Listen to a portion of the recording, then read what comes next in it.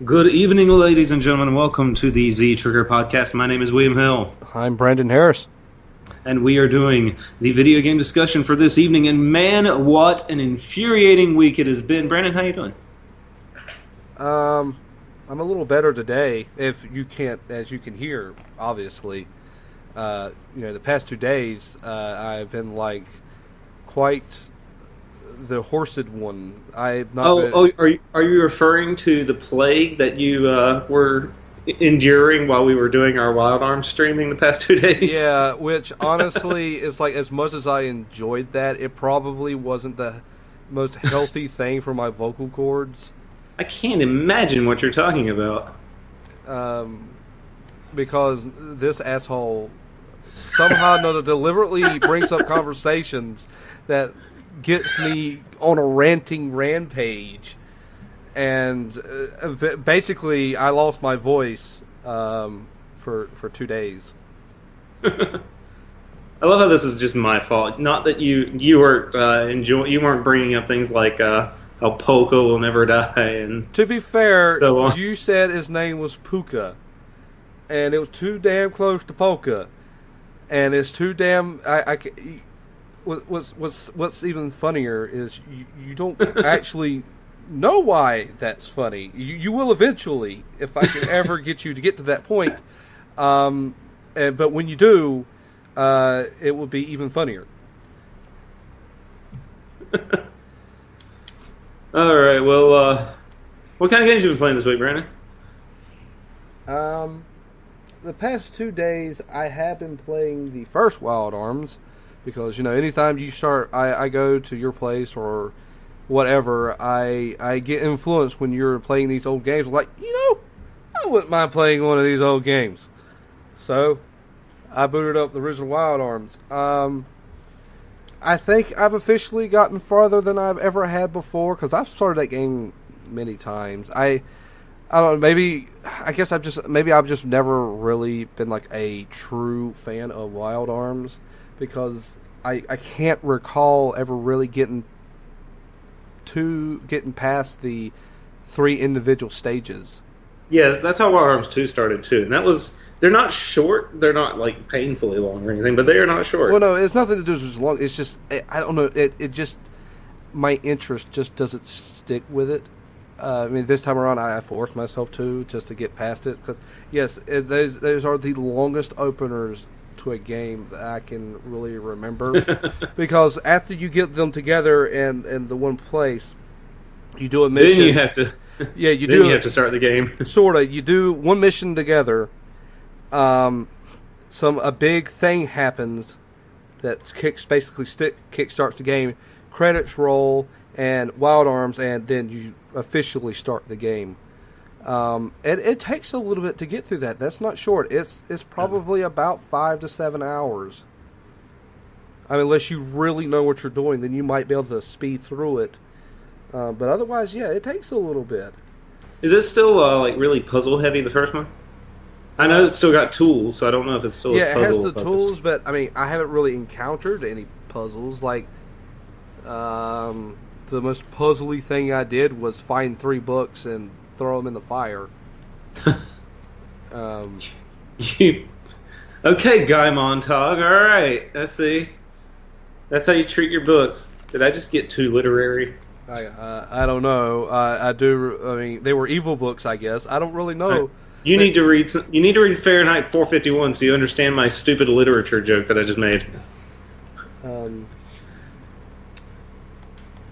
But other than that, I'm still garbage at timing attacks in Legend of Dragoon. I've not really played much else besides that. I normally don't play very well during the week, but these past 2 days I've been off, so I've been able to get some gaming in. Nice. I'll play some more probably after we're done, and I'll probably play most of tomorrow and most of Sunday.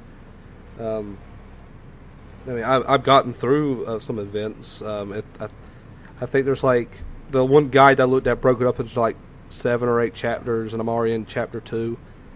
Nice. So. How long is Wild Arms 1 based on HowLongToBeat.com? Oh, that's a good question. Let's see. Wild Arms, how long to beat? Because the second one was about 44 hours after I, wrapped everything up. Let's see. Just the main story, I guess, average is about 28 hours.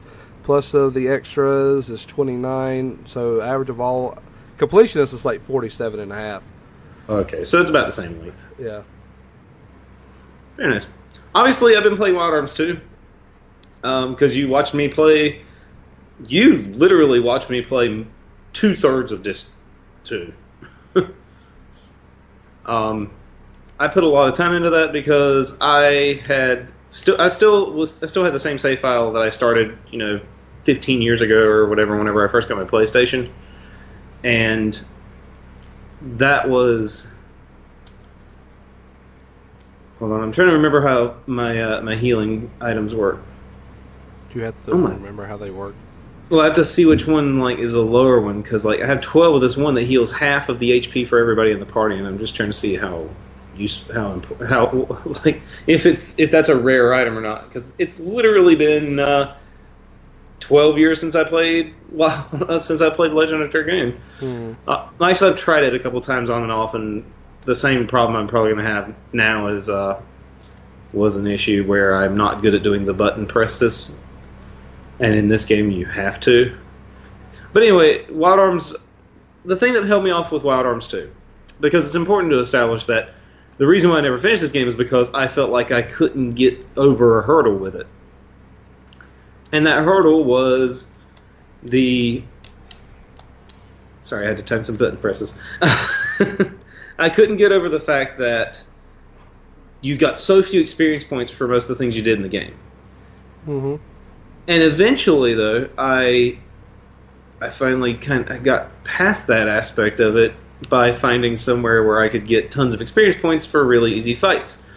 And sadly enough, I did not realize just how easy it was going to be for me to get to something like that, because it was literally the next dungeon in the game, where I could literally stomp every single monster in the dungeon pretty easily, and I got about 1,200 experience points apiece, and I grinded a couple levels out and got back into the pulse of how the combat worked in the game, and now I'm beating it. It took me about a week, which is embarrassing that I gave up, that I kind of stopped playing for so long, and literally knocked it out 8 days later. And I mean, I'm glad, obviously, that I put in the effort. And that's one more of my PS1 RPGs that I have finished now, and I'd really like to finish Legend of Dragoon. Legend of Dragoon, I have 3 dungeons left. The final boss of the Ball City of Zenibatos or whatever. This game gets really just completely bonkers, by the way. Yeah, it's I remember getting close to the fourth end. disc. Which I still...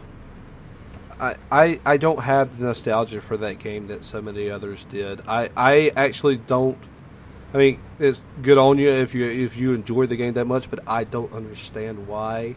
Oh yeah, I wouldn't take the enjoyment of this game away from anybody. Totally not a thing that I liked as much as everybody else. Partially because of the stupid friggin' button pressing. That's not fun to me. I'm not saying that it's too hard. It's just not something I'm good at as a gamer. It's a skill that I don't have. I can't get better at it, and that's really lame. I'm trying, though. That's what I'm doing right now, is I'm trying to do better with this particular part of Legend of Dragoon's game design so that I can finish it, because I want to finish more of my PS1 RPGs. If I can beat this one, if I can beat this game, there's no reason I can't beat not Panzer Dragoon Saga. I wish I had Panzer Dragoon Saga. Parasite Eve. Because it's those 3 that I have left before I've done all of the RPGs I bought for the PS1 in high school. And that'll be it. 2 to go. 2 to go. And if I can beat this by a few days from now, I will try and beat Parasite Eve before Mario Odyssey comes out next week.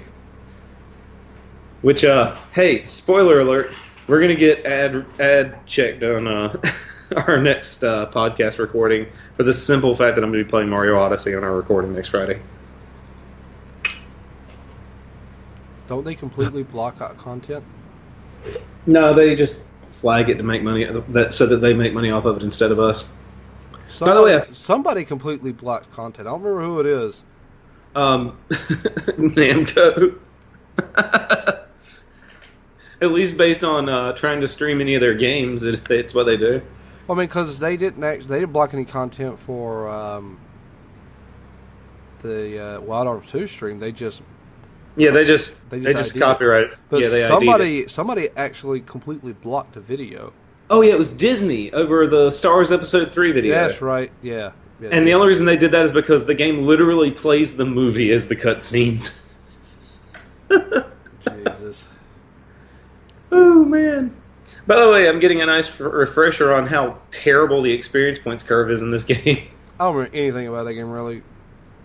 You know what I can tell you about this game, Brandon? That I was always terrible at it. I remember that you could start as normal people, transform into dragoons, and be flying in the air. Yes, and then you have to really be good at the crappy button pressing. I'm way too low level to be the last boss of this game because I have Dart at level 34, and then Rose at level 31, and then the next highest character is 28. So it's bad. It's fairly low, but I think the highest level is 50, right? I think the cap is 50. You'd have to double check that, but I think the cap is 50. Fairly sure it's 50. Which is bad because I'll never get there because the experience points curve is terrible. And I'm fighting a giant dragonfly. It's time to do some pest control. No, I don't really remember the writing for that game either. I know Wild Arms. All right. I know Wild Arms leaves some room for it leaves a little bit to be desired. Has Wild Arms 1 got as crap of a translation as 2? No, Wild Arms 2 is Wild Arms 2 is actually a giant mystery. I guess Sony just rushed it out the door because they're like, man, these role-playing games sure sell well on this system. Hey, we got this one. Somebody dump the text into Google Translate. I mean, for Wild Arms 1, it's not so much like a translation issue. It's just a simplicity, not so far, just not like well thought out. Like, the girls is royalty, and Jack the treasure hunter, even though he's never really expressed any problems with people of nobility, he's like all of a sudden, it's like, oh God, no, I can't work with you. If I'd known, I would have never, blah blah. I'm like, where did that came out of fucking left field? It's like, no build up with that at all. It's basically like early RPG writing issues. But no translation issues. The second one's pretty much the only one that has that problem. First one was given its time, and they didn't have that problem at Pass 2, as far as I'm aware. Translation was literally what tanked the second one. Yeah. Because otherwise, it's a pretty fun game. Nothing amazing, but it's good. I had a good time with it. Oh, and I don't know why gaming companies feel they need to do this.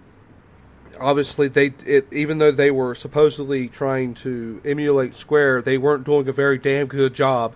Because Square, yes, they changed the world, they may change the name of things, but mechanically, the basic mechanics were the same. I could buy items, I could buy equipment. Nothing was limited to me other than, is this early in the game? Yes. Well, certain items aren't available yet. Wild Arms 2, for whatever reason, decided, I'm sorry, you can't get healing items. Wild Arms 1, they not only... Available at every corner drugstore. Yes, exactly. Yeah, that's the thing that really just infuriated me about Wild Arms 2 was the complete lack of healing items, especially whenever I tried to beat the final boss the first time, or the final round of boss fights. Because, quite simply, you couldn't carry enough healing items to really make it not stressful. But then I found a way around it. the final boss. So the final four bosses, or the 4-part thing before the final bosses starts, is a. You have to fight with. I'm trying to look for the words here. You have to fight these 4 creatures individually, like one party member going at a time, and not everybody has healing magic. You have one healer in the entire game except for Marvel, and I never went and got her because I didn't use anybody except for my 3 main characters, and the game's like, hey, guess what? You're going to use everybody. So there was an optional character? Yeah. I just hit the completely wrong button for that time to attack. Does that character have no bearing on the game? Nope. Not at all. I mean, she's in the game otherwise, but she's not important. So it throws me into these this long string of fights where you're having to deal damage with characters that I didn't really know how to use because I didn't use them, and then it would cast like confusion of all things. So it pretty much just stops you from being able to fight and kills you during the interim. So there's an item you get in the game though that prevents all status abnormalities. You get it right before this string of bosses, and you have an equip function on the battle menu. So I just took it off of each character at the end of their battle and put it on the next person, and it got me right through, no trouble. Stomped all the bosses after that. But here's the thing. You know how I was saying yesterday when we were doing the last few bosses, or the last 2 days when we were doing all the bosses and stuff, how every single boss fight that we were going through was like 14 or like 20,000 HP tops, right?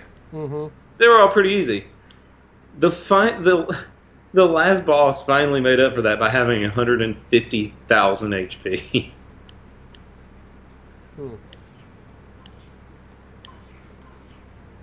Wow, I just did 4 hits in a row on Legend of Dragoon. That's better than the last time I tried to play. And then I just botched a darts attack. Trying to get better at this. Because, I want to beat more mobile PS1 games, and I'm gonna... Maybe after I've beaten Mario Odyssey, because I know Mario Odyssey is going to own my time for a while, as big as it's going to be. I really want to start Star Ocean till the end of time. So I may be streaming that soon. Hopefully you'll join me and we'll make fun of it and stuff like we did Wild Arms. What do you say, Brandon? Sure. Maybe that week that you're here for the Dream Theater show, that'll be a part of our non-concert entertainment. All right, well, let's move into some stuff. You want to start with positive stuff, or you want to start with infuriating negative stuff? I don't know. There's so much I gotta actually find. Let's see. Positive stuff. I think the news about Siberia on the Switch is pretty positive. I guess we could just lump all the Nintendo stuff together because there's a little bit of Nintendo stuff. So yeah, it's like all Nintendo stuff except for that thing. So as no surprise, the Switch has been selling well. In September, they claimed like 2 million units. Or no, they've increased production to 2 million units a month. Yeah. And Nintendo had 2/3 of all hardware sold in the month of September. Yeah. Which, I mean, I guess I'm not surprised. I mean, people still want it right now, and honestly, I've not really been. I mean, I'm not seeing like a ton of them at one time. But then again, I have a smaller town Walmart, so the most they're really going to have of even the bigger consoles is the most 4. Right. But usually I'll have like at least 1 to 2 Switches every time I go. Every now and again they'll be sold out, but typically they have some if you want one. But they're still. But I could tell they're selling because I mean. Yeah, and that's I've actually been seeing them now in stores, and so it's impressive. It didn't take that long relatively speaking. It took them about, 7 months to have them consistently in stores. Yeah, that's not too bad. But I imagine I bet going into November, they're going to get scarce again because of the holidays. Scalpers are probably going to start picking them up again because of that reason.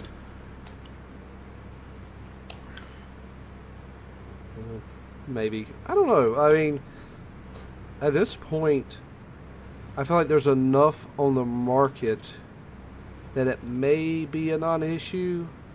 I mean, at this point, your people are seeing that they will become available. That you can sort of just say, "Hey, kid, here's a card that says I will get you a Switch as soon as I see one." Yeah. I mean, because as long as you just are willing to wait just a little, that could mean that you'll have one the next day, maybe. Oh, geez, man! You just reminded me of when I got my N64 for my birthday because my mom had she'd ordered it from JCPenney and it hadn't come in yet. Still a couple days from getting there on my birthday. Did she give you a card? They gave me a card, like a birthday card, and on the inside it says, "Your N64 will be here in 3 days." And sure enough, it went to the gift store because my mom was still working at the gift store at that time, and that she brought it home during, like, she took a lunch break to bring it to the house, and it was so funny. It got there, and it came with RCA cables. I'd never used RCA cables for my consoles in my entire life at that point. I only had used coaxial adapters, so it took me like 40 minutes of really frustrated, like, oh my god, I have my N64 and I don't know what to do with it. Before I finally realized, hey, wait a minute, there's these plugs on the back of my VCR. Oh, wow. So your TV didn't even have... No, man. That was back in the day, before that was common. They'd had that TV for a long time by that point. They got that TV in, like, 92, 93. Oh, good God. I honestly, I don't... My parents have never really didn't ever have an issue of upgrading. They just upgraded whenever they felt like it, honestly. I mean, my parents had that TV until the coaxial cable fell out of the back of it. And even then, we rigged up the VCR to channel our cable to our TV. And they didn't buy another TV for a little bit long after that. But yeah, we let it roll on in. Well, man, that's a way to save money. That's for damn sure. And, I mean, I was the one who figured out how to keep them from spending the money, man. Where's your portion of the money? I was their miniature cable repairman in a way. That's how I know. That's how I know how to hook up to one modern television. So yeah, that was how I got my N64. So, not too unusual. No. So the Switch is still doing well, and I mean, they also had the new 3DSs doing well, or the new 2DS rather. Not that it matters. Yeah, no, that matters. And then also, yeah, because the news we're about to say, and they also had the SNES Classic launching that month. So, yeah, they had a huge portion of the market for hardware sales last month. Now onto that 3DS thing, and this is pretty crappy. It's not so much that it's crappy, but it's a sign of what's to come. Pokemon Ultra Sun and Ultra Moon will be the last Pokemon games on the 3DS hardware. Whatever this means, last core Pokemon games. That means they'll probably do more mystery dungeon. If they'll do spin-off stuff, but they'll be the last time that a legit Pokemon game will be on the system. Which, I mean, makes sense. I mean, we all saw that coming. I said that was going to happen the moment I truly knew what the Switch would be. It's like, well, fuck. I mean, you can say all day long that this is not replacing your 3DS, but we all know it's replacing your 3DS. Oh, yeah. Sort of like the Wii U wouldn't replace the Wii. Technically, it didn't, because Just Dance 2018 just came out for it with the Switch one this year. So let me frame that for you better. The Wii had its last release around the same time as the last Wii U game. Man, Isn't that it's kind of sad in a way?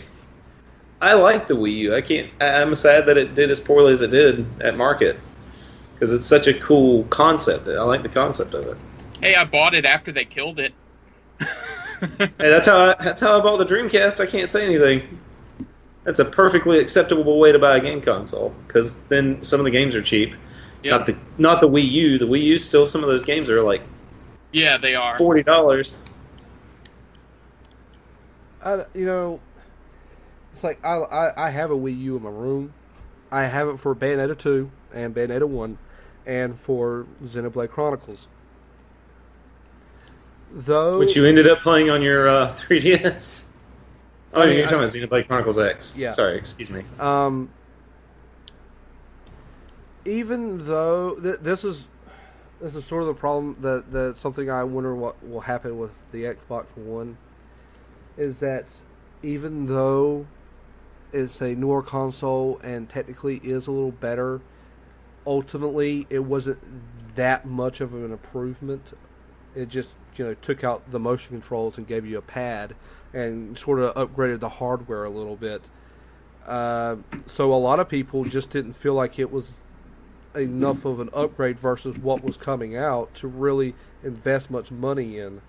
And as we said before, the name did not help. Yeah, that didn't help either. Their marketing sucked.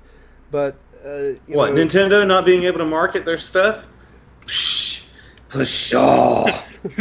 They'll come out with something called the Nintendo exclamation mark one day. It'll just be an exclamation mark. But it's like they really did hit like the that golden nugget with the Switch, because yes, it may not be the strongest platform out there, but the fact that you can put a lot of modern games on it, and the fact that they're all instantly mobile is a huge is a hard thing to ignore. And that was probably the smartest thing they could have done. That's the way that you you compensate for sort of slacking off on other areas, is by giving you such a strong selling point in another direction. They didn't do that with the Wii U. And it just didn't, and because of that, it really just didn't sell well with consumers or developers either. Well, the other thing with the developers, the developers never figured out what to do with the gamepad, and that's really the biggest crime, is that nobody was like, "Hey, here's a cool idea of thing to do with this, and a way to make this actually a legit gaming device."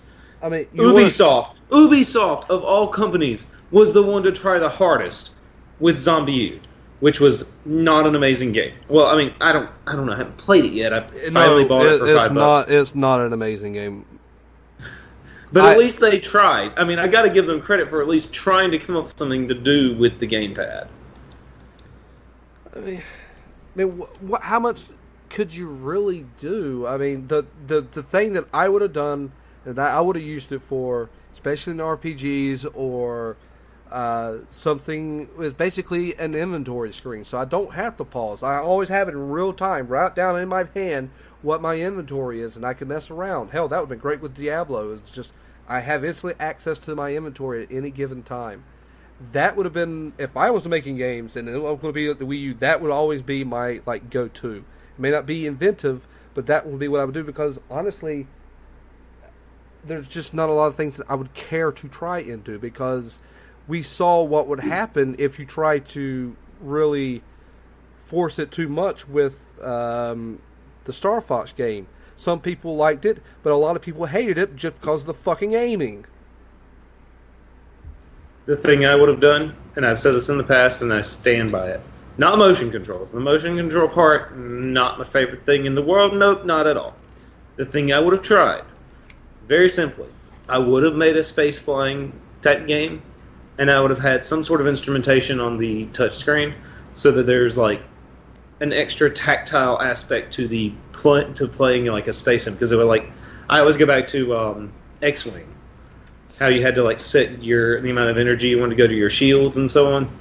I would have done something like that with it, where you can have those options that you can switch on the fly like you did back in X-Wing, so that there's something more fun to do with the game rather than just like doing it all with buttons. Because if you're going to try and do something that's a level of immersion, whenever you're flying if you're flying a jet, you do have to glance down and like hit a thing until you know exactly where it's at, and you know if you're doing that. That's the concept that should have been at the core of trying to make a Wii U game a Wii U game. But instead, they just used it as like you said, like an inventory screen, and that's fine because that's fine. Honestly, it works. It's fine.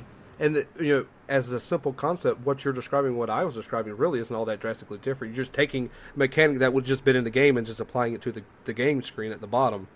Well, exactly, but it's nothing as like basic as, because Zelda, I'm sure, did the thing where you just tap on the screen to switch your item like you would with a button.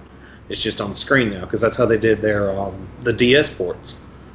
And there's nothing wrong with any of those things. It's just the thing I would have done would have been something that's different for the gameplay that you would get in a PS3 game, because a PS3 game don't even have that option. You're still going to be doing it with buttons. And it's something that on a computer game you have to do it on the keyboard.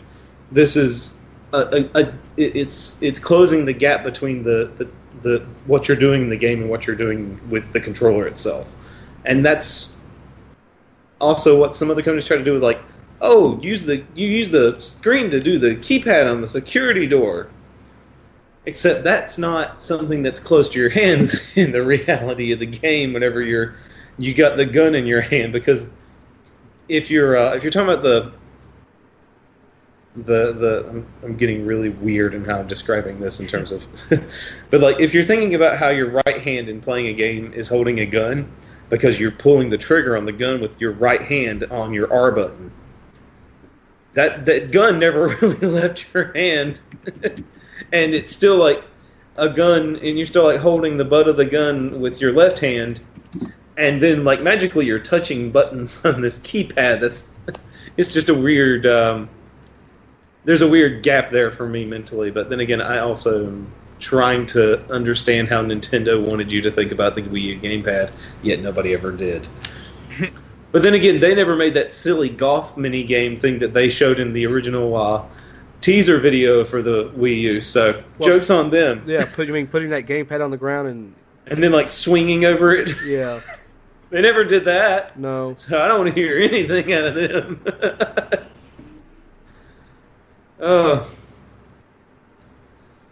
That said, I'm very happy that the Switch is doing as well as it is, because the Switch is actually a very cool piece of hardware, and it's got some new game. We got some new game news for it, such as that limited run. I'm sure Brandon's wallet was cringing a little bit whenever this news came out. Really? Really? Well, I mean, let's face it this way. Outside of that one golf game that even in the comments of this article was talking about, there's not that many games that are just digital only that I want. And one of those, Nintendo's already putting it out, which is Super Clips. And that's not even an indie. Which I totally want to buy that whenever it hits the Switch. Whenever it hits a physical release. I think it's a cool looking game. So yeah, I'd have to actually dig through the list and see what games are exclusive to it, but at the same time, I think there's enough there that would catch my attention, especially Golf Story. Golf Story is a game that I would own a lot faster if it got a physical release, in all honesty, because I have an issue with paying $20 for a file, and that's why I don't have two of the digital games that came out this year that I really want to play, Last Day of June and Cuphead, is that they're files and not a disc. And I'm not getting anything for my $20. If Cuphead doesn't have a physical release, then that will probably eventually happen. Yeah, I can see that. Although I imagine that it's going to be like Ori and the Blind Forest, and it'll get a physical release someday, so that they can increase visibility and increase sales. But controversy alone has been selling Cuphead just fine. I don't know any Xbox owner that does not have a copy of it. But I don't know many Xbox One owners because nobody bought the damn thing.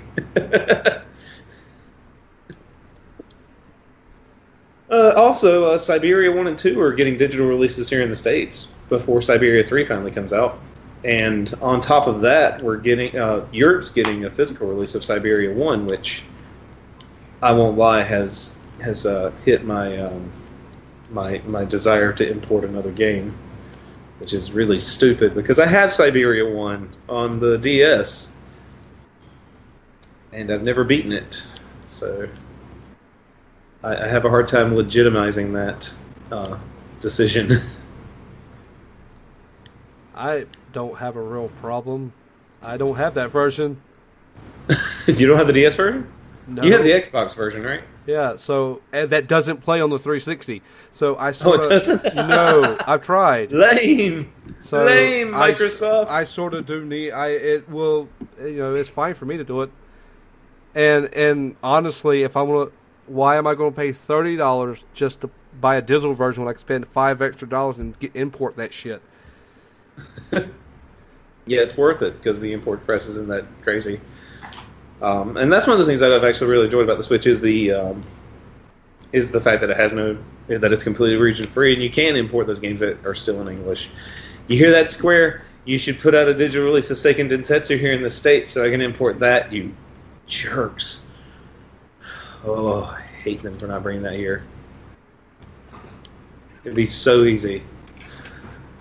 Just download the translation patch off the internet. Just use that. Take the guy's name off of it. I'm sure he won't mind. Because it'll finally be localized after, 24 years or whatever. Oh. But yeah, it's been a good week for Nintendo news-wise. Been a very good week for them. Now, before we get into this next section, and those of you with sensitive ears, you may want to defend yourselves from this next moment because there's going to be some crankiness. I'm sure everybody who gives a single damn about video games knows by now that Electronic Arts, the absolute filth of the gaming industry, the destroyer of studios, the people who killed Origin, Westwood, Maxis, Bullfrog, have added another wonderful studio to the eternal EA headstone. And that is Visceral Games. May they rest in peace, and may all those wonderful, talented people find new work in a studio that is not owned by Satan himself. You know what's funny is that before Visceral made Dead Space, they weren't anything. They weren't really known for anything. They made crap. I don't know what they made before Dead Space, but Dead Space, even though I've never played it, I know that it has enough notoriety and is good enough of a game that I can consciously say I know that Visceral was a good studio before EA turned them into a microtransaction machine. They made Agent Under Fire. Yeah, about that. Okay, they made From Russia with Love. Okay, that's better. And you know what? To be fair, Agent Under Fire is not that bad. It's just easy really as goofy. hell. It's also really goofy. I don't own a copy. If I ever own a copy, I will stream it on the show because it's not 007 Legends. They also made The Third Age. Really? They were originally EA Redwood Shores. Yeah. I love The Third Age. It was like the worst fan fiction of Lord of the Rings, but it was so good. It was like Final Fantasy X with Lord of the Rings fan fiction in the writing. I had so much fun with that game. It was so good. Now I'm even madder that they're gone. Yeah, And they did the Godfather video game. Okay, whatever. I think they officially became. When did they become Visceral Games? No, it was not it was sometime after Dead Space and The Godfather 2. I never played the Godfather games, but the fact that they made Dead Space that's the thing they're most known for, in all honesty. And with that, we should, that's the thing. And even that got ruined before they got shuttered with the incredibly terrible Dead Space 3 not even being a horror game anymore, but a really bad third-person shooter / vehicle for microtransaction garbage. So now the tragedy of this extends to the fact that they were working on a fantastic Star Wars. Well, I'm assuming it would have been fantastic because it would have been a fantastic Star Wars game because it was coming from Amy Hennig, who was the creative director on the first 3 Uncharted games. And for whatever you may think of the actual game Uncharted, it's very good. They're very good games for what they are. They're very good third-person shooters with excellent scripts. They're good games. So everybody, like, I can't think of any like media site that was not looking forward to this game finally getting released, because how exciting is it to get a single player focused Star Wars game again? And now we're not getting that, and that breaks my heart because I've been wanting a good single player Star Wars game, and the closest thing we're getting to that is Battlefront 2, which is still a friggin' multiplayer game. It's not scratch the itch that I need scratched right now, even if it does have a single player campaign. But Brad, gamers don't care about single player stories, even though they've been some of the most selling games in the past recent years. But y'all don't want those. You need me to bring out my research now, because I looked this up. The thing that EA seems to be trying to angle towards is the kind of game that brings gamers back and constantly gives them something new to do with the game. You know, like Overwatch. You know, the most famous game in recent gaming years, because everybody played Overwatch except for me and you and Trent. Apparently. Well, see, the thing is, it's like, you know, they're trying to do games as service, and if you make this single-player game, it's going to take people away from that game. And you don't want to cannibalize your own game with another game, because they won't go back, or the gamers are incapable of playing more than one game at once. I hated this fucking article. Who the fuck wrote this article at MCV UK? What the fuck air are you breathing? Do you even know what the fuck you're talking about, Seth Barton? God. It's getting personal. Okay, here's the thing. Yes, it does seem that EA is trying to capitalize on this games as a service concept. It does seem like they're trying to get an Overwatch under the belt, or an Assassin's Creed. They're trying to make a game that they can sell microtransactions with. And what can you not sell microtransactions with? Single-player experiences that are run by people like Amy Hennig, who make total game experiences that are designed to be played and not paid extra money for after the initial $60 investment. And let's face it, Amy Hennig's a good game designer and would not do that to her audience. And I'm pretty sure that's ultimately what happened at EA last week. They said, no, we will not allow you to put loot boxes in this single-player game like everybody else is doing. Because we want you we want to enjoy the game. We want the players to enjoy the game so that they continue talking about it. Because, God forbid, you make games that people like.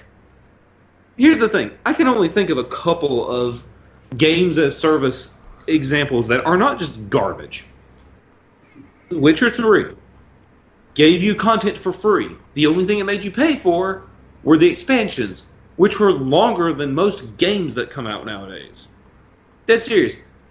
I played the first expansion, Hearts of Stone, for 15 hours. That is longer than most games that come out now. I still haven't finished Blood and Wine yet, but that's my fault. Blood and Wine is actually supposed to be longer. It is. It's supposed to be as long as The Witcher 2, yeah, which is a huge game. And the other one is the 2 Splatoon games. Splatoon being a game where it gives you new weapons and costumes and levels for free. For free. After you pay that $60 price. Game modes for free. $60, nothing else. No DLC that you pay for. That is games as a service. That is selling people a service and then giving them things for it. And you know what? The fact that Nintendo, the studio, the company that cannot get online gaming even close to right half the time, understands games as a service better than EA and Ubisoft and Activision is fucking appalling. How is it that Nintendo gets this right and no one else can even come close to mark? And they've been the ones who have created this online-focused gaming culture over the past 10 years of game design. How is that? How is it that happened? Eastern versus Western mind thinking. I mean, I give Nintendo crap for this toy company like mentality, but I think in this instance it actually is a benefit because they don't have that mentality. We just don't want some money; we want all the goddamn money. They sell their product and they continue to support the product that they sold you. Yeah, I mean, they don't always. I mean, I realize. People are like, what about the Wii U? No, they did support the Wii U. It takes time to put out a game. There's only so many games you can put out in a lifetime. Yeah, and Nintendo put out a ton of games during the Wii U's lifespan. It's the third parties that didn't support it. So, I mean, they do support their products after you put your money into it. So it's... I mean, can you really think of a lot of studios from Japan besides, like, Square, who try to fuck their market? Konami, but... I mean, to be fair, that's a different story altogether. There's a difference. They're giving you shit no one asked for. Okay. Let's just be honest. They're just giving you shit you didn't ask for. They're not giving you shit that you want and then... holding back several pieces and then selling it to you in smaller bits and pieces inside of a crate. Yes, which I actually spoke to somebody this week who's been playing Shadow of War. Oh man, they said that they actually are really frustrated because they're not even halfway through the game and they're having trouble having enough orcs for their base. That's the point. They are slowly. I mean, not EA, however, though supposedly they have set back on their bullshit with Battlefront 2, but they're slowly adding the mobile wait times and grind to everything, where no longer is it just you play for a few hours and now you're instantly able to go do what you need to do. Now it's going to be days, weeks of playing on your own before you can actually get to where you need to be, or you could just go spend money. And when microtransactions came around, at least then you could buy what you want. But now, oh god, now you're lucky if you get what you want. Yes, you might get what you want. You're more likely to get something you don't fucking need. But either way, you're still spending money, bitch. And I'm not going to spend money on microtransactions because guess what? Video games are expensive. Why do you think I'm... Well, okay, that's a bad example. I was about to say, why do you think I'm playing a game from 2000? And the answer is that I like my games from 2000. But why do you think that I buy so few modern games? It's because they're expensive. Yeah. They cost $60 and... Yeah, $60, and that's not all. Yeah, and now they want me to spend more money to finish them? Kiss my teeth. I'm not doing that. Well, see, that was my whole thing of, like, when you were playing Mass Effect 3, and that guy was like, well, if you had the extended ending plus the DLC that you have to pay extra money for, plus the epilogue mission that you pay extra for, then you'll get a decent ending. And I was like, you're telling me I have to pay extra money? You're telling me I got to spend another $50 to see the good ending? I was like, go fuck yourself. No, I'm not doing that. Mofo, I got YouTube. Bye. Yeah, exactly. And why the fuck would I want to torture myself? Sometimes I'm starting to understand why Let's Players are so damn popular. I mean, yeah, it's sort of hard to find one that shuts his fucking mouth, but, sometimes it's just a better option because I want to see what happens in this game, but I'm not spending the $150 to do it. I'll just spend my $50 a month on the internet and watch someone else do it for me. Or you can do like me. go back to a golden age whenever you buy a game and it's all on the disc. Yeah, that well, multiple discs, for PlayStation. Well, yeah, 4 discs in this case. But Which yeah, I'm on that 4th disc, so I mean, like, I can see the ending in the horizon here. We may sound like a bunch of old farts, but back in the day, things were not so depressing. God, that's the thing. Like, we were talking about this the other night, how it's so heartbreaking to play video games now, because it didn't used to suck this much. It used to be a thing where, like, you bought a new game and it was exciting, and now you buy a new game and you wonder how they're going to fuck you. And that's not fair. And God, just think, last generation, we were complaining that we always had to deal with updates. Shit, I wish updates were the thing that I still had to worry about. Right? Well, I mean, they are a thing I still have to worry about, but yeah, because it's like day one patches still happen. Yeah, but it's like at the bottom of my list of things I care about now. Yeah, and I can't believe that that it's happened this fast. Like, we were like, okay, so 10 years ago it was the Wii, the 360, and the PS3, and the biggest thing we had to gripe about was the fact that the only thing the PS3 launched with that was anything worth a crap was Resistance, and it wasn't even that good. And it had the Spider-Man font on the top. That was the thing we were like griping about back then. Now it's like, man, they're trying to make us pay $200 for one game. And Brandon, I'll be honest, like, you and I, we're the kind of people that kind of push that whole collector's item, like that collector's edition market into being. But even then, collector's editions used to not suck like they do now. Yeah, well, back in the day, when we first got into them, they weren't every single game. They were, the big games, like the really, games, yeah. really big games got them. And now every one of their mother has one, and I'm like, Jesus Christ, man! And they're like $280. Oh God, what's the one for Shadow War wasn't it like $300? The big, gigantic one from GameStop. Which, yeah, it's absurd. I mean, what was funny is I remember one of the podcasts we did. I looked it up and I could still get it, and I went to GameStop like the next day or so, and you know how they when you go to their store and they have the TV and they have the doofus and the woman talking. The doofus and the woman, not the two doofuses. There's a doofus and a woman. Yeah, and he made the comment. It's like then you have this Mithril edition that only at GameStop, but we're sorry to tell you, but they're all sold out. And I was like, no, they're not. I can literally go on my phone and order one right now. I was like, you're lying. That's what you're doing. Which, I mean, that's insane. $300 is insane.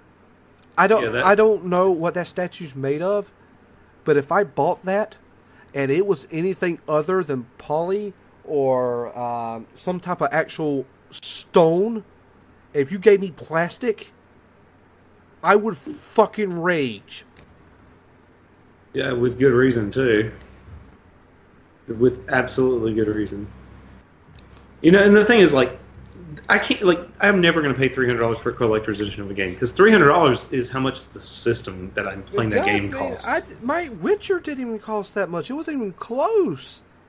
And that is not a small statue.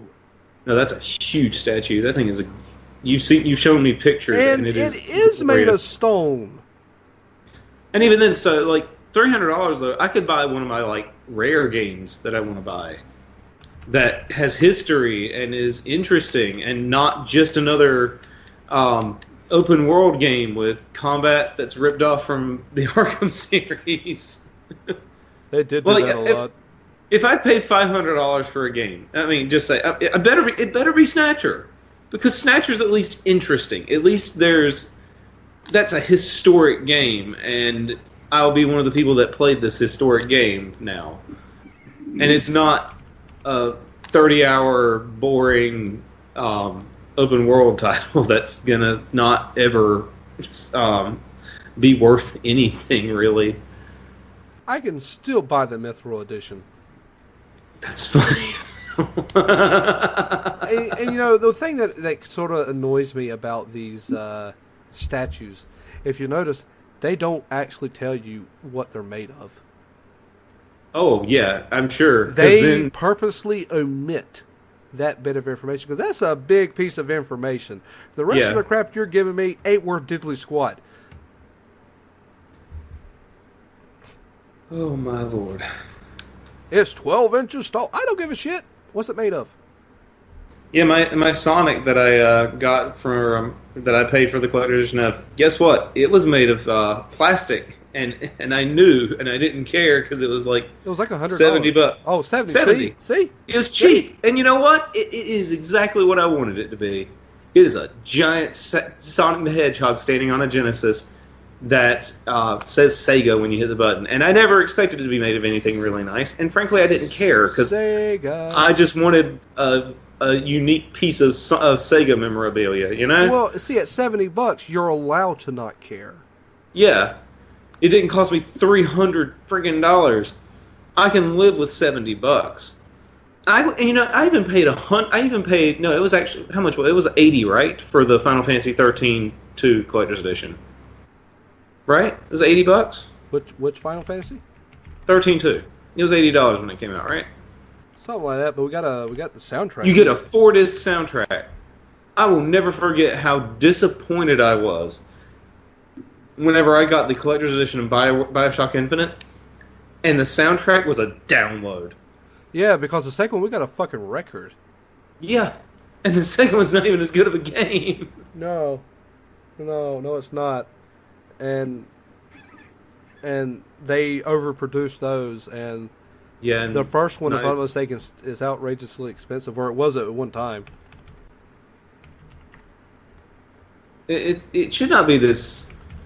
I know that we created. I mean, and that's what I mean. I'm admitting that I am part of the problem to a certain degree, but at the same time, I'm not behind the things like Ubisoft does, where they make 5 editions of a game. And oh god, that's another thing. I was noticing on IGN they have a guide for pre-ordering some game. Let us help you determine which version you want. I shouldn't need that. That should not be a thing. When that's a thing, you have a problem, and you best try and figure out that problem because that's stupid. It is so dumb. Yes, well, I mean, what's funny? So hard to buy a game. This was Wolfenstein 2, the new Colossus pre-order guide. Why do I need a guide? You shouldn't need a guide. And this is the industry that they're trying to force down our throats now. Instead of just like, hey, check out this cool game. If you come and pre-order with us, you ain't got to spend $60 all at once. You can budget. That's the entire reason I pre-order, is so I can budget. Well, because money is a scarcity. I shouldn't have to budget for a $300 special edition so that I get all of the side quests that they shelled out of the game to make more money. God, we sound so cynical. Well, the game industry's cynical. It sucks. It sucks so much. Like, I want to enjoy video games for being video games, old and new.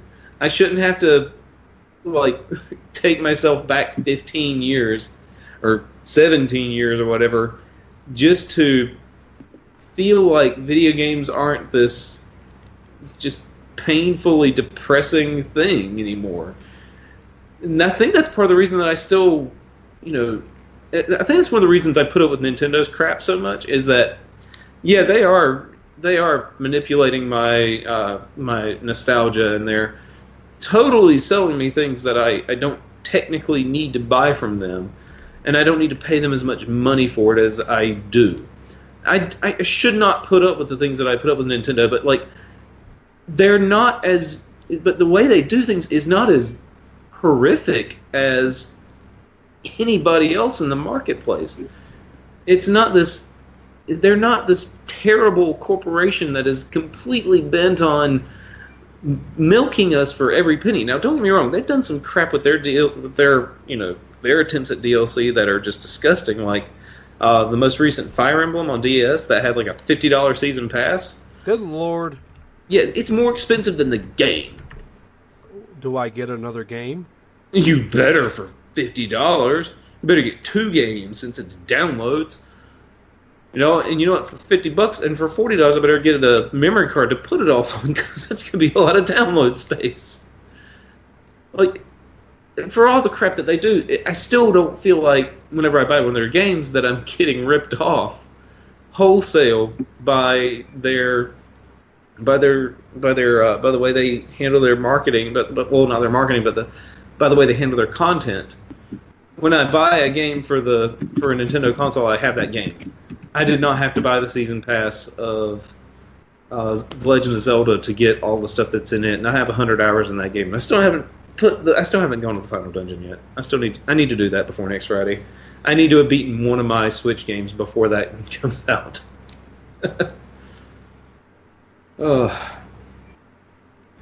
I want video games to not be depressing anymore. How dare fuck does what? a person have 19 SNES classics?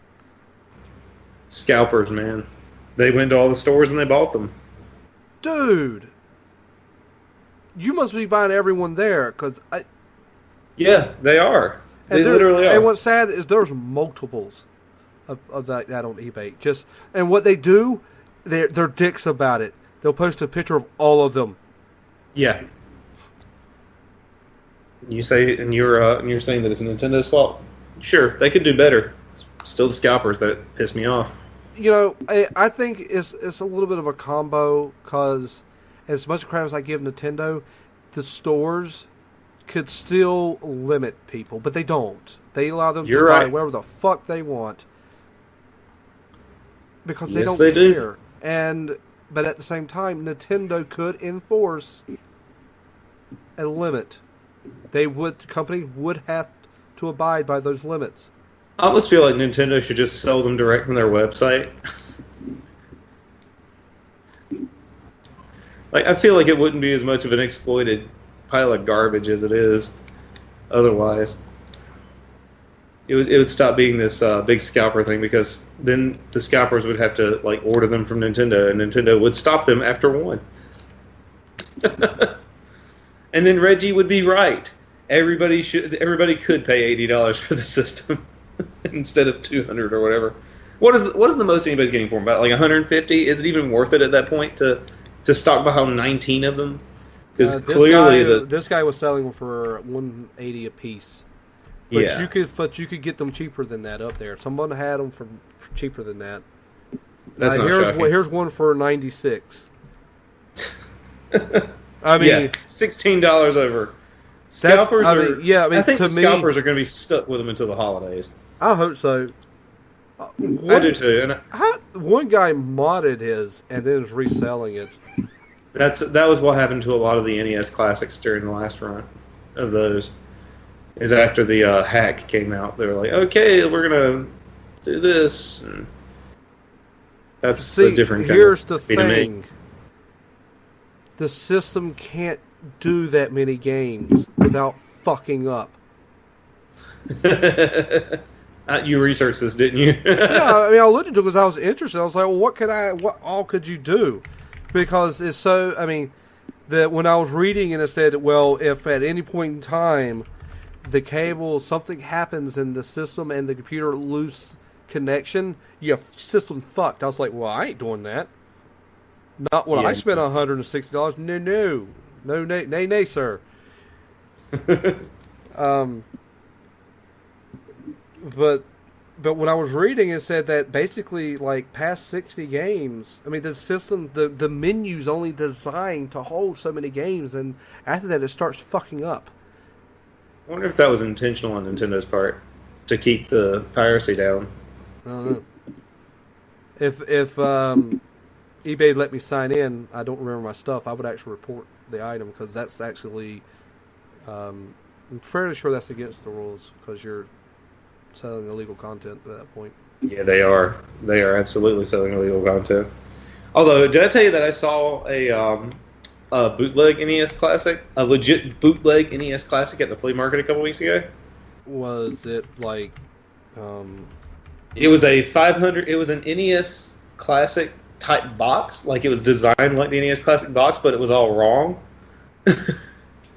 Like the graphics were in the wrong spots, and I wonder what it actually was, like a Raspberry Pi. probably inside of the shell, but it wasn't. It was something that came from China, basically, and it had 500 games on it and all this stuff. And the guy was charging like $120 for it. I was like, man, at least it's obvious. At least it's like completely obvious that this is fake. Because if it had been like 30 games, this is an NES Classic, and it was a bootleg, I'd have been pissed off. But it was an obvious bootleg and a hilarious one at that. It's still pretty crappy on their part, but you know, at least it's not hurting. It's not hurting anybody who doesn't realize it's a bootleg, who would realize it's a bootleg, and if they don't realize it's a bootleg, then they're stupid. Because you need, I mean, it's obvious that that thing's a bootleg, and if you can't tell, you're not paying any attention. Oh my! I swear, I think that we need to have a week coming up soon, or maybe next week, where it is literally just not not gaming news oriented, so we can just like talk about video games and it not be depressing. To be fair, this is probably the first week where there's actually been gaming news. That's true. It's been like sparse to completely empty lately. Oh my god. Okay, so here's some depressing retro gaming news. Rose still needs another 1,100 experience points to level up, and that's after all the grinding I've been doing since I started playing. Dart has also not leveled up. He has 2,100 experience points left. They're getting 1/8 of like 200 at most. This game has the worst case of experience points burn I've ever seen in my life. Well, you have half the levels, so I mean... Yeah, but I still can't beat the end game. Like, the end game still is not plausible for me right now. It's terrible how poorly I've done on this game. Well, maybe you just need to contact the Pokemon Transporter. What is that? It's some function in one of the games, and Trent's like, he's like, I wonder if Pokemon Transporter will work cross system. I was like, the Pokemon Transporter. What the fuck is that? And if it ain't Jason Statham, I'll be really disappointed. Jason Statham will gather your Pokeballs and move them. It's something you pay for, so that it's basically a space on a server somewhere that Nintendo has, so you can transport Pokemons between generations on the 3DS. I thought that was the Pokemon Bank. There's that too. Yeah. What's the difference? One for storage. Yeah. And one for transporting from one generation to another. Shouldn't they be the same thing so that you don't get ripped off for all the work you've done in your game? It's Nintendo. You better do it right the first time, mofo. Get it right the first time. That's the main thing. Yeah. This is not video game related. I have been playing another game. What have you been playing? Magic the Gathering. Oh no! Brandon, haven't you told the people enough about your Magic the Gathering the past 2 days? Go ahead, man. I'm just giving you hell. When I was at Brad's this past weekend, I decided to just throw in the towel. You just took the dive and just took and invested money. I hope again. you were dressed before you threw the towel. I don't know. Thankfully, I wasn't in the room. To be honest, I probably was high. I probably should have been high. That way, there would have been an explanation if I was naked, because that's the only real explanation of why, against my better judgment, I went out and spent money on this damn game. Why don't you tell everybody how many boosters you've already bought, Brandon? Let's see. 10 for 19. Brandon, you bought 19 boosters, and you've only been playing a week. I wanted to admit I can't say anything. That's how I started as well. But I didn't expect I would. I thought about buying one. I was going to buy one starter deck whenever I started. No, I was going to buy two. One for Joe, one for me. But then, like, her mom helped pay for it too, because this was right before we took the plane back to Louisiana when we went up there and visited them. And Kitty had just taught us both how to play. So Joe was like, "All right." When I was like, you know, I'll buy a deck starter, or I'll buy a deck builder kit, or I'll just buy a dick. I already got one of those. I didn't have to buy that. No, I was like, I'll buy a starter deck, or I'll buy the deck builder toolkit. One of the two. And then Joe's like, "Well, we're going to do this. We should buy a little bit of stuff." So then she just kept adding stuff to the cart, and her mom paid for half of it. Jesus. So we ended up with a fat pack, a deck builder toolkit, like 3 starter decks. And then when we were waiting to board the plane, we opened all of it. And it took like 20 minutes to open and look through, like just glance at it all. Yeah, it could take a little bit of time. And that was both of us going on that. It was really fun, and I bought a couple more fat packs over time. Actually, I didn't buy a fat pack that day. I bought starter decks and stuff like that. You know, I don't see starter decks. The only thing I see is like the Planeswalker decks. That's the only thing I see now. That's the new version of starter decks. Well, see, I mean, because starter decks used to be just like it came with a like a foil rare card, and then they changed it to the Planeswalker thing. It seems like. But it's the same kind of concept. You still get a 60-card deck and 2 boosters and the very nice card. So I mean, the other day I was like, I wouldn't mind buying one of these new starter decks so that I have some modern cards to play against Brandon. But then I was like, I don't need to do this to myself again because I'll just spend a fortune on this. I need to make my own card game. Damn it. Well, see, I will say at least the nice thing is, even though I still hate their business model, at least the boosters are cheap. I mean, yeah. At $3 a pop, I mean. Yeah, we've just been criticizing microtransactions, but I mean, the thing is, the difference again, like I said last week, because we talked about this on the last podcast, is that the difference for me is that I get something for my money. I have something physical and tangible, and I can use those cards. They're still good cards in the interim. They're not like garbage cards, every one of them, at least most part. There are a few cards in Magic that I think are just genuinely useless, but I've gotten very few of those. Everything has a purpose in that game. And I can have up to 4 in my deck at any given time whenever I'm building a deck for tournament play, if I decide to do tournament play, which I've done once and got stomped. Oh, but yeah, and I enjoy Magic, and I'm making a card game. Woohoo! Which I've been working very hard on it. Which I have to say, since we played all those games, I started doing research to learn how to deal with things. And with the type of deck that you built, I don't have the patience to do what is necessary to overcome that deck. So basically, outside of luck, I will never beat that deck. You beat it once. That was luck.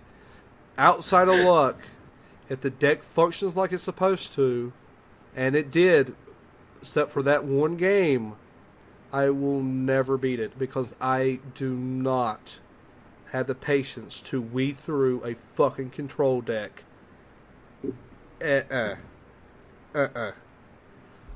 This is why I probably will never do tournament play, because I just do not have... I just want to have fun. Yeah, same here. That's all I want to do when I'm playing Magic.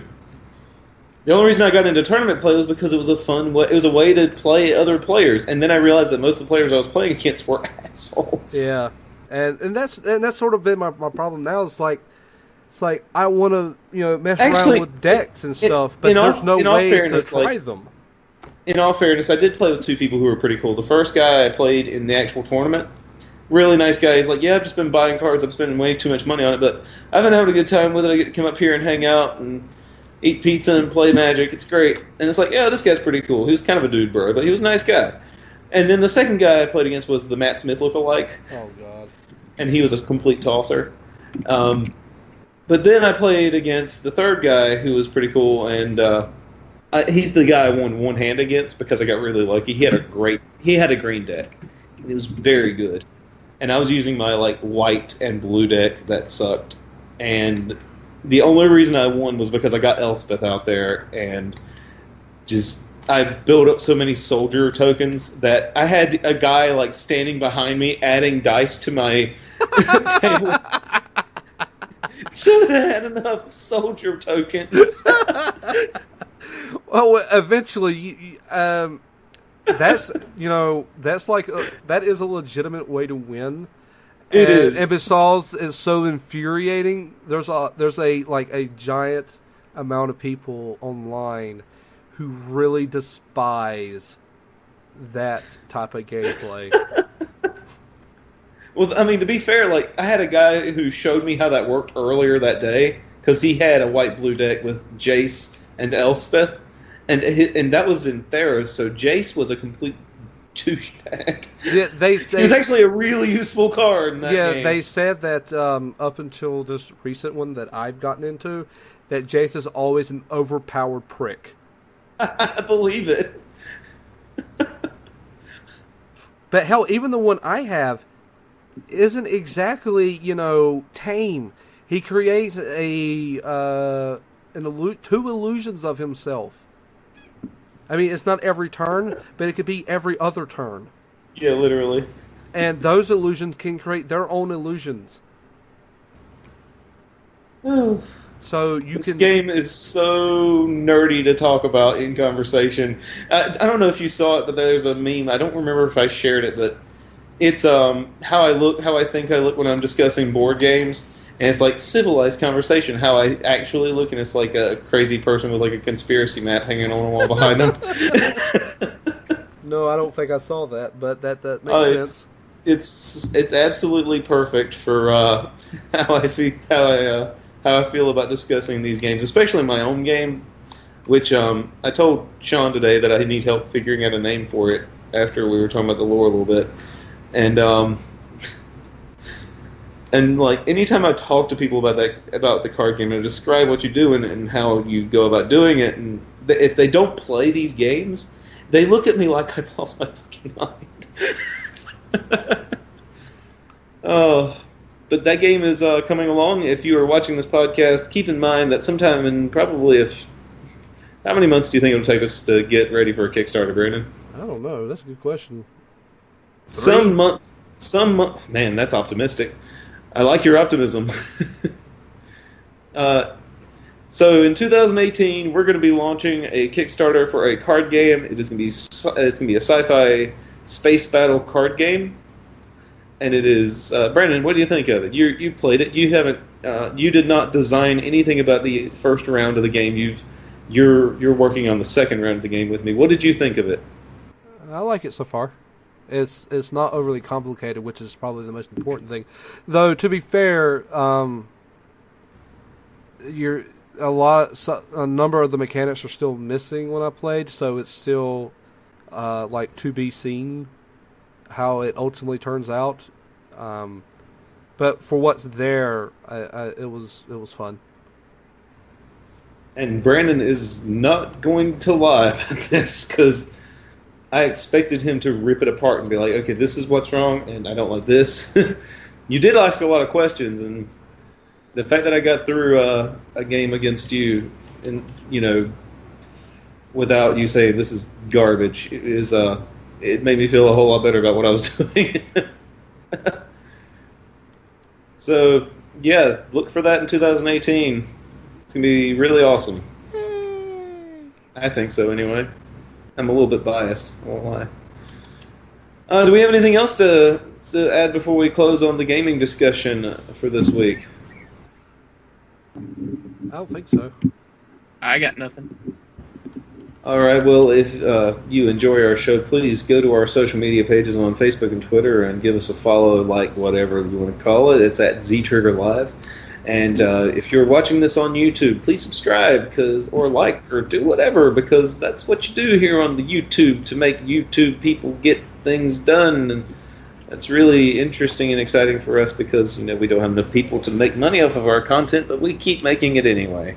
Also, come back next week for yet another Z-Trigger podcast recording. Next week, we're going to be doing some Mario Odyssey, like I said, so that Nintendo can flag it and make money off of our work. Yay! And, yes, once again, thank you all for watching/listening. We really love our listeners, and we want to hear from you. And we'll see you next week. Goodbye. And if you're watching on YouTube, stick around. But bye. Haters. Be seeing you.